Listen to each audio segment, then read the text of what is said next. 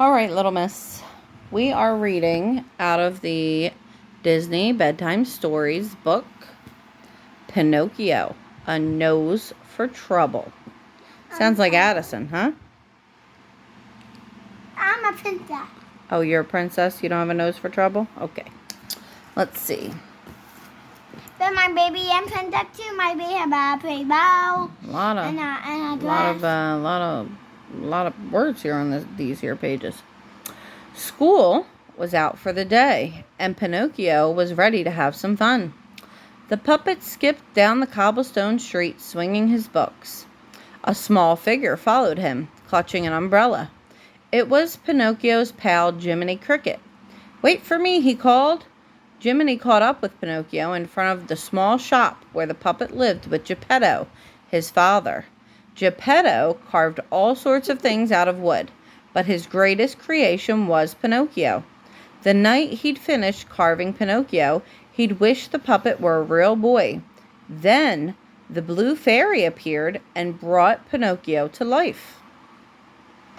Wow, brought Pinocchio to life. I like it. You like it, huh? If the puppet proved himself worthy, someday he'd become a real boy. Jiminy hopped onto Pinocchio's shoulder and they went into the shop. Mommy, I'm rubbing you on a dress. Okay.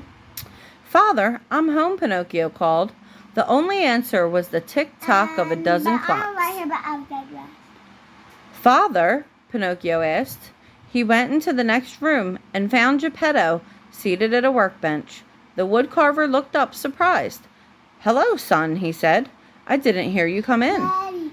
"You know how it is when you're working." "What are you making?" Pinocchio asked. "A cuckoo clock," Geppetto replied. "I even brought home a live bird for a model. That way I can carve the cuckoo just right."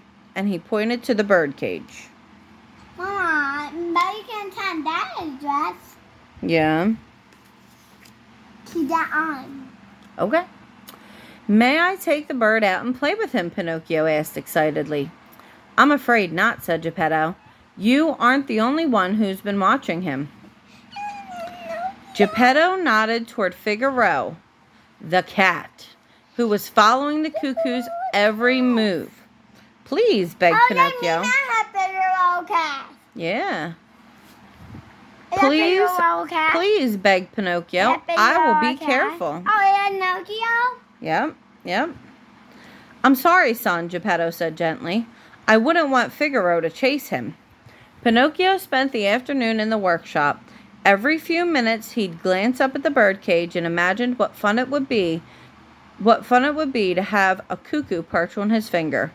Pinocchio never held a live bird before, and he was very curious to find out if it would sing to him. Would it sit on his shoulder, go wherever he went, he wondered? Oh, wow. Very interesting. Uh-oh. At the end of the day, Geppetto went out to the market. As soon as he left, Pinocchio hurried over to the birdcage. "Pinocchio," Jiminy said, "what are you doing?" "Taking the bird out so we can visit," the puppet replied. Hey, I can't I know. I can't grass a cage.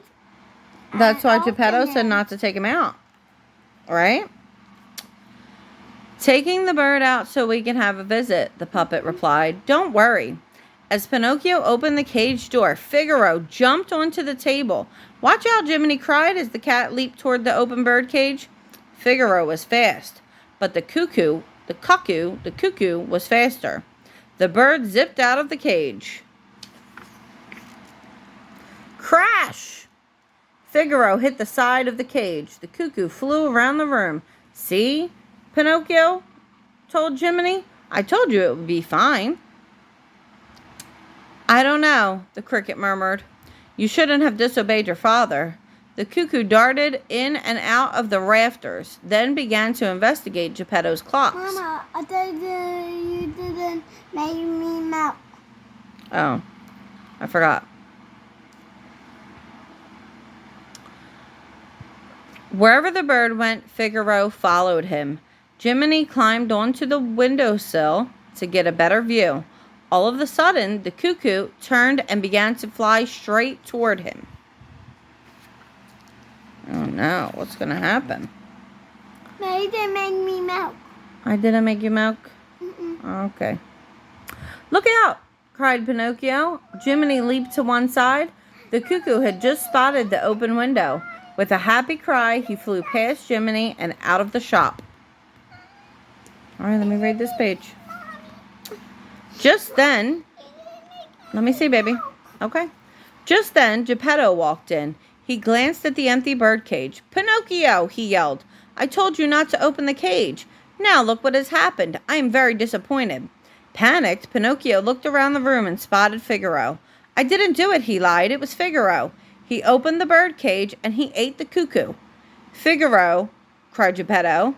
He picked up the cat and scolded him, which was lucky for Pinocchio because at that moment the puppet's nose began to grow. It inched out further and further until it was the length of a crayon. It was growing because he had lied. Pinocchio didn't want his father to realize that he had told a lie, so he tried to hide his nose. Uh-oh. Father, Pinocchio said, I think I'll go to bed early. I see. Father, Pinocchio said, I think I'll go to bed early tonight. I'm not feeling well. By the time Pinocchio had gotten under the covers, his nose had grown another inch. The next morning, Pinocchio got up before his father. He sneaked out of his bed and ate a hasty breakfast. Then, throwing on his clothes, he headed for the door, calling, Goodbye, Father, I'm off to school. Jiminy hurried along after him. He knew Pinocchio wasn't going to school because his nose was growing again. Pinocchio, Jiminy said, you must start telling the truth. I can't, cried Pinocchio. I'll get into too much trouble. Pinocchio hurried through the village, asking people if they'd seen the cuckoo. Then he climbed the bell tower and looked out across the sky. Next, he bought a birdhouse and some seeds, hoping that the cuckoo would stop by for a snack. But he didn't have any luck. Wherever Pinocchio went, Jiminy Cricket followed along, trying to convince him to tell the truth. But Pinocchio wouldn't listen. All right, let's see what it says next. Oh my God, look how long his nose is. Because he keeps on telling lies. Mm-hmm. Pinocchio told lie after lie about why he wasn't in school and where he was going and what he was doing. Each time his nose grew a little bit longer. At the end of the day, Pinocchio's nose was longer than ever before, and he still hadn't found the cuckoo. Maybe you're right, Pinocchio said with a sigh. It's time to tell the truth. The puppet began to walk back through the streets of the village. Jiminy had run ahead to clear a path. At last they got home, with Pinocchio arriving several seconds after Jiminy and his nose. Figaro. Yeah, they were surprised. Figaro didn't really eat the cuckoo, Pinocchio told his father. I opened the bird cage and the cuckoo flew away. I'm sorry I disobeyed you, but most of all, I'm sorry I lied. As Pinocchio spoke, his nose... Mama, turn on. All right, but it's making it so I can't read. As Pinocchio spoke, his nose became shorter and shorter until it was back to its normal size. The end? No, not yet. I'm glad you finally told the truth, said Geppetto, and now I have something to show you. He led Pinocchio inside where something sat on a table. Oh, I'm sorry. I can't see if your finger's blocking. Covered with a sheet. Had his father finished carving the clock? Geppetto drew aside the sheet, and under it was a bird cage with a cuckoo inside. Where did you find him? Pinocchio asked. He found me, Geppetto exclaimed. I was working on the clock today, and he flew in through the window. I think he likes it here. He should, Pinocchio said. It's the best home anyone could ever want. See? The end?